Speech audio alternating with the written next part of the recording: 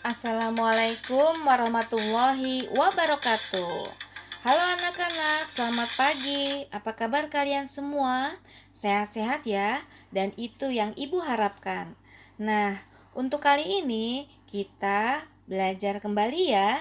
Nah, kita sekarang sudah masuk ke bab 4 nih, yaitu tentang suhu dan perubahannya. Kita mulai ya belajar. Nah, apa itu suhu? Siapa yang tahu suhu? Apa itu suhu? Nah, suhu selalu dibicarakan dalam kehidupan sehari-hari. Pada bab ini, kalian akan mempelajari suhu, cara pengukurannya, serta akibat dari perubahannya. Nah, lalu apa yang dikatakan dengan suhu? Suhu menunjukkan derajat panas benda. Jadi, semakin tinggi suhu suatu benda, maka semakin panas benda tersebut. Jadi, secara mikroskopis, suhu menunjukkan energi yang dimiliki oleh suatu benda. Lalu, bagaimana mengetahui suhu benda? Nah, kita tahu nih bahwa indera perasa kita atau kulit ya, indera perasa kita kulit kan, dapat merasakan panas dan juga dingin. Namun, apakah indera kita ini merupakan pengukur panas dan dingin yang handal? Nah, untuk lebih jelasnya, kita ikuti percobaan kecil ya di rumah. Kalian coba percobaan di sini. Kalian siapkan mangkuk yang muat sama jari kita, yaitu berisi air es, air hangat, dan air biasa. Nah, yang pertama, tangan kiri kalian letakkan pada mangkuk yang ada air esnya. Tangan kanan kalian jarinya masukkan ke air hangat. Nah, rasakan tingkat panas air itu pada tangan kalian semua. Nah, setelah beberapa saat kemudian, lalu segera celupkan kedua tangan kalian ke mangkuk yang berisi air biasa. Lalu, rasakan tingkat panas air itu pada tanganmu. Nah, apa yang kalian rasakan di sini? Dari percobaan kalian, apa yang kalian rasakan? Nah, tentunya kalian bisa merasakan tangan merasakan panas yang tadinya dingin dan panas. Apa yang kalian rasakan? Yaitu apa? Yaitu kalian dapat mengukur suhu dari merasakan panas serta dingin, tetapi tidak bisa mengukur berapa derajat dinginnya, berapa derajat panasnya. Jadi tidak bisa diukur secara handal atau tidak dijadikan acuan. Jadi indera perasa dapat merasakan tingkat panas yang berbeda. Tetapi indera perasa bukan pengukur tingkat panas yang dapat diandalkan secara acuan. Nah, lalu suhu benda yang diukur dengan indera perasa menghasilkan ukuran yang kualitatif atau tidak bisa dijadikan sebagai acuan karena suhu harus diukur secara kuantitatif.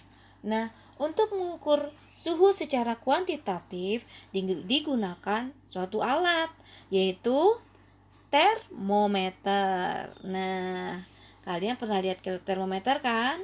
Nah, termometer ini punya banyak jenis ya. Nah, jenis termometer yang pertama adalah termometer zat cair. Nah, secara umum, benda-benda di alam akan memuai jika suhunya berubah. Nah, kenyataan ini dimanfaatkan untuk membuat termometer dengan atau dari zat cair. Perhatikan gambar ini. Nah, ini adalah contoh termometer. Jadi, termometer zat cair itu isinya ada dua ya. Ada yang diisi air raksa dan ada yang diisi isi alkohol.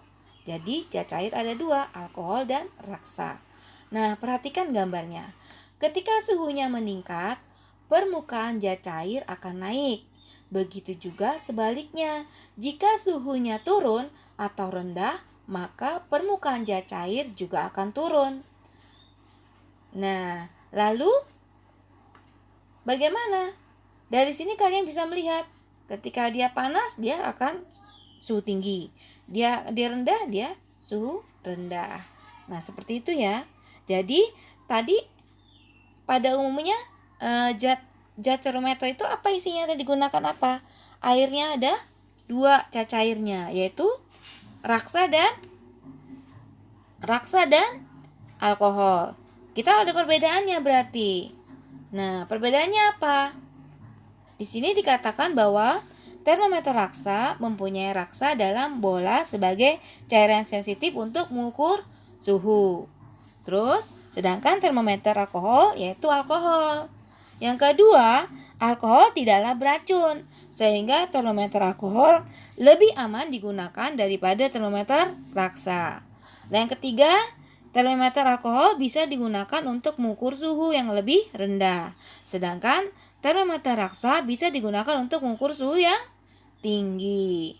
Nah, sekarang kita ke jenis kedua, termometer bimetal.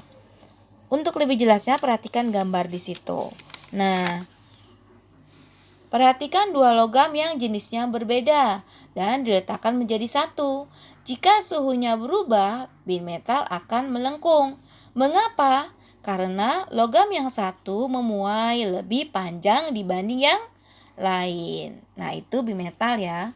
Kemudian yang ketiga adalah termometer kristal cair, yaitu terdapat kristal cair yang warnanya dapat berubah jika suhunya berubah. Nah, kristal ini dikemas dalam plastik tipis ya. Bisa untuk mengukur suhu tubuh atau suhu akuarium dan sebagainya. Nah, itu ya jenis-jenis dari termometer. Nah, kemudian kita belajar skala suhu.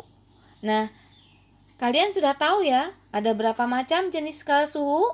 Ada 4, pintar. Pertama Celsius, Reaumur, Fahrenheit, dan Kelvin. Kalau Celsius titik bekunya 0, titik didihnya 100. Kalau Reaumur titik bekunya 0, titik didihnya 80. Kalau Fahrenheit titik bekunya 32, titik didihnya 212. Kalau Kelvin titik bekunya 273, titik didihnya 373. Nah, ini adalah perbandingan ini adalah skala termometer. Jadi skala suhunya ada 4. Nah, untuk Kelvin adalah merupakan skala suhu dalam satuan internasional ya. Satuannya Kelvin. Nah, jadi skala suhu pada Kelvin memiliki perbedaan dari yang lainnya karena menggunakan 0 mutlak, tidak menggunakan derajat. Nah, itu ya. Nah, kalau kalian harus perhatikan, kalau kita menggunakan perbandingan dengan matematika, nah di sini pada skala suhu antara Celsius, Reaumur, Fahrenheit, dan Kelvin secara berturut-turut, perhatikan di sini. Di mana Celsius itu adalah perbandingannya 5, Reaumur 4, Fahrenheit 9, sedangkan Kelvin adalah 5. Nah, rumus-rumus yang kalian harus hafalkan di sini. Kalau Celsius ke Reaumur berarti 4/5 Celsius. Celsius ke Fahrenheit 9/5 Celsius plus 32. Kalau Celsius ke Kelvin, Celsius plus 273. Nah, nanti kita belajar tentang contoh soal ya. Nah, sebelum kita ke contoh soal, kalian harus tahu dulu nih tentang pengaruh suhu terhadap binatang-binatang yang pernah kalian dengar misalnya. Nah, sekarang apa ini gambar apa? Nah, ini adalah gambar beruang, kutub, serta unta. Nah, di sini beruang kutub tinggal di tempat yang lebih dingin ya. Dan dia mempunyai bulu yang sangat tebal. Nah, itu berfungsi untuk apa? Untuk menjaga suhu tubuhnya agar tetap hangat. Nah, sedangkan kalau unta, dia memiliki bulu yang sedikit dibandingkan dengan beruang itu.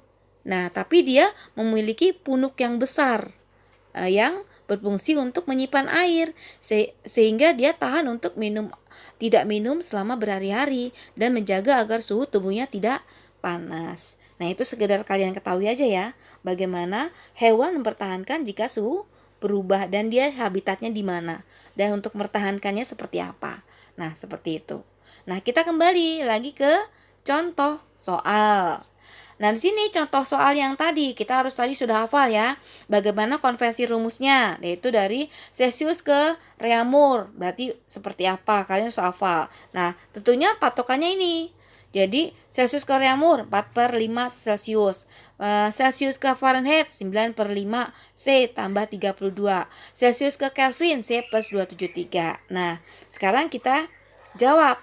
30 derajat Celsius berapa Fahrenheit? Nah, 30 derajat Celsius berapa Reaumur? Nah, kalau Reaumur berarti 4/5 dulu kali 30. C-nya itu 30. Hasilnya berapa?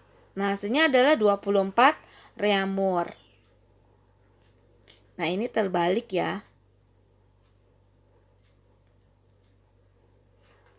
Ini adalah Reaumur. Ini adalah Fahrenheit. Nah, bagaimana? Ini kalau Fahrenheit berarti rumusnya 9/5. Berarti dia 86 Fahrenheit.